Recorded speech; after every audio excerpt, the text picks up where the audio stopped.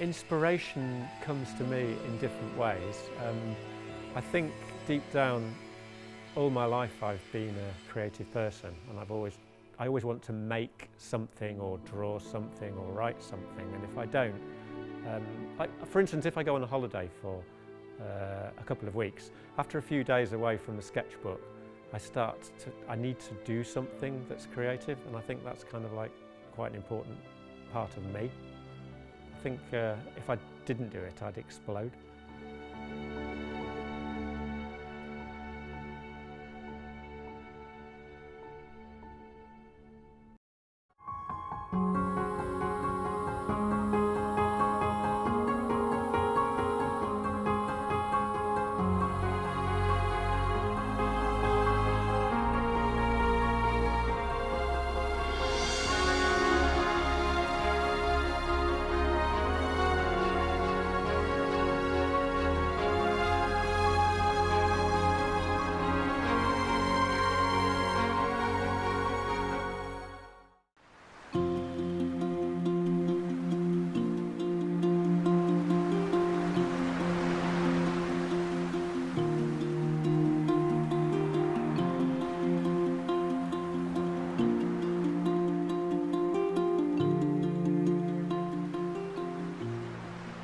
My name's Ptolemy Elrington.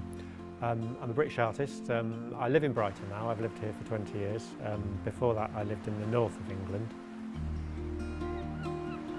I studied art and design when I was in my early 20s, and from there I went on to create a career as a professional artist, which I began about 20 years ago.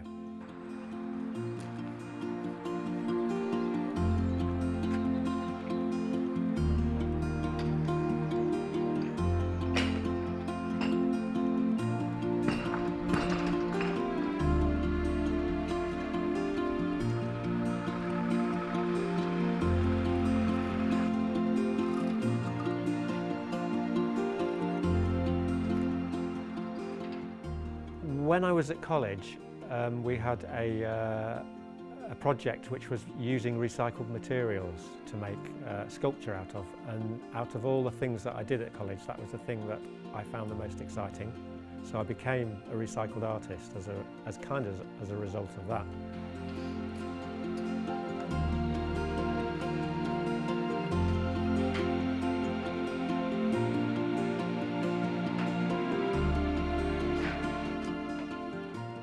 A lot of my work is to do with waste and to do with the Western culture's view of waste, in that so many things are disposable and so many objects are created, used once and then thrown away. And to me this always seems like a great waste. I've travelled extensively and I've visited countries where there have been many people who have been very creative using discarded objects. And this has been a creativity that's been necessitated by poverty, but it became very apparent to me when I returned to London and to the UK after my travels that we were quite a wasteful society, and it made me quite angry and it made me want to do something about it.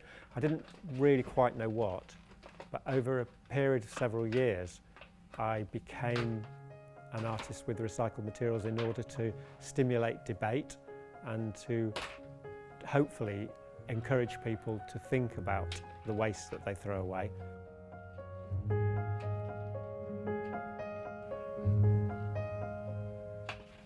And also the possibility of redesigning products in the future which can be used for 2, 3 or more ways in which they can be used. I feel that we have a limited amount of time on the planet and the way that we use the resources, and that needs to change quite drastically.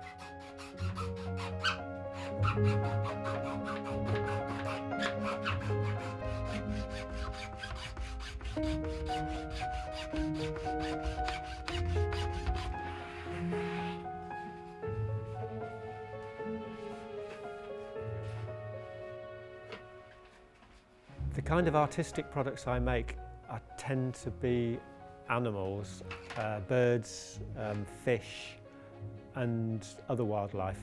This is kind of because they attract me, the character of them, and also the idea that these are animals in natural form that have no real understanding or influence on their environment. And because the environment that we share with them is slowly changing and becoming more polluted and more damaged, I feel like it's fitting to use animals as my main subject and to create them out of waste as a way of commenting on that.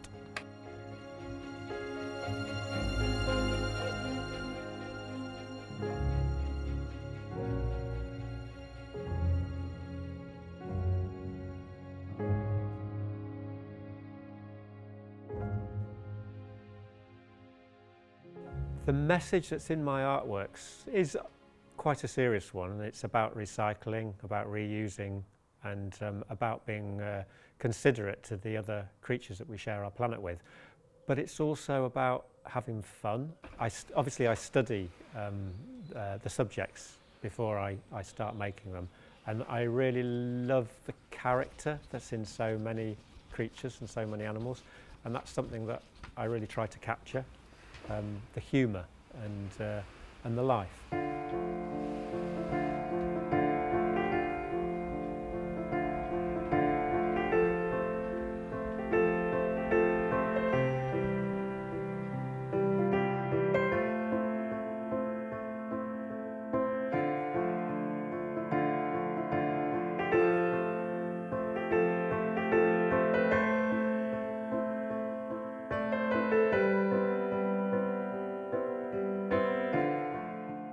I use a variety of materials in my work, and sometimes it's easy to collect these things and sometimes it's difficult. It depends on whether I'm making a commission piece or I want something specific. A lot of the materials that I use are donated or found. For instance, most of the hubcaps that I use I find on the side of the road. They're obviously quite dirty and I have to clean them before I work with them.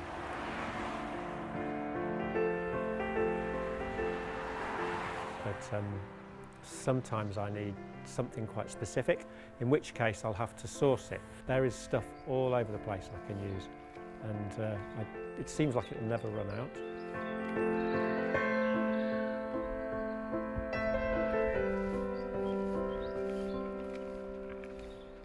I have a full-time job doing this, so I can't really complain about it because I'm doing what I love. Sometimes I think it would be nice to be able to live in my studio.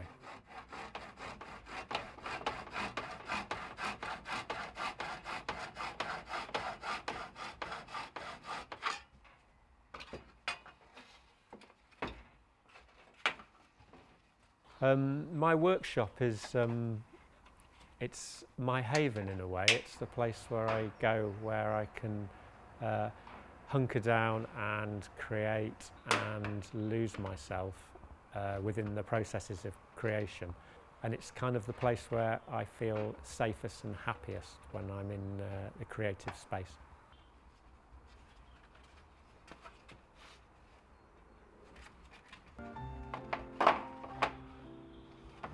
So in my workspace, there's all sorts of processes which take place. It kind of depends what I'm making. If I'm using plastics, it's a simpler and quieter way of working. I use knives and saws for cutting up bits and pieces and cleaning them up and trying to create shapes that I can use, or to try to develop the material into the shape that I want. Unfortunately, I can do that work in certain places, but I also do a lot of louder and more heavy-duty metal work.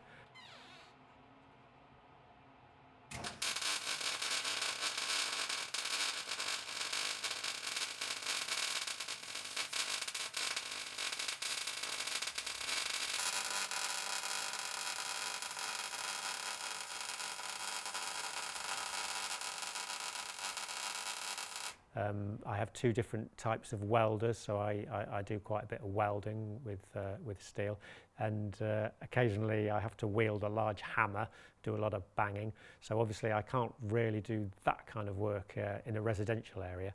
So I tend to look for places that are relatively quiet in terms of not close to people's houses, and where the landlord of the place is happy enough for me to work late, because I like to work late sometimes when it's more peaceful and more quiet, so that I can fill the night with noise.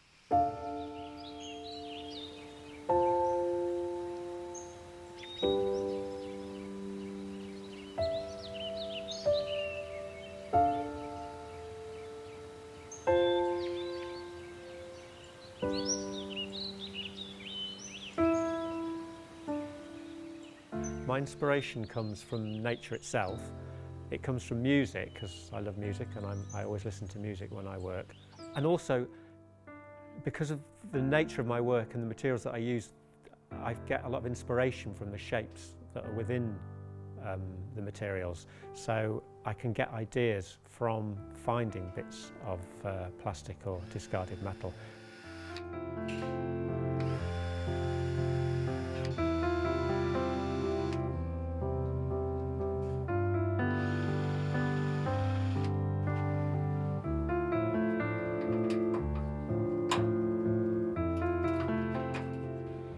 The length of time it takes to make a piece of work varies a great deal.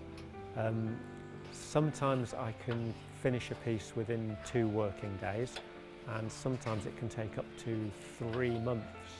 Now this can depend on a variety of reasons.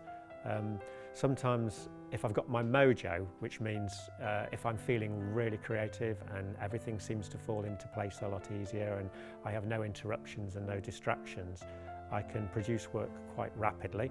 But sometimes, especially if it's a really difficult piece, I can make, remake, and then remake a part of that piece, and that is what takes the time.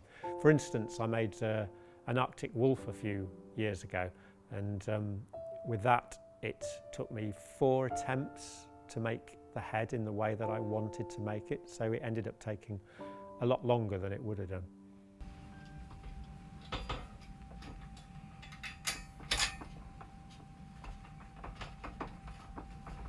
There isn't any special method in terms of creating harmony in my work.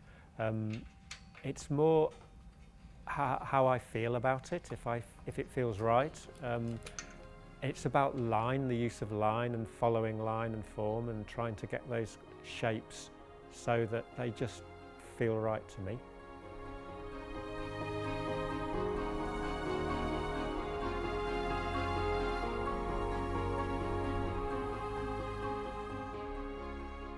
So as a day-to-day job, it's not seen to be by many to be seen as necessarily a good occupation to follow. But even if you don't do it as a job, creating and being a creative person is enormously emotionally rewarding, and I think everybody should do something like that, because it gives your soul peace. I also think that if you do choose to take an artistic path in your life, it's very important to remember that it's not all fun and games. Sometimes it's very difficult, and sometimes it's very boring, and sometimes you can be quite poor in terms of money, but you have to see beyond that and to keep on trying and to keep on working hard. And that's a message that I like to pass on, especially to children, that it's a wonderful thing to do as a lifestyle choice. And I think everybody should have a go.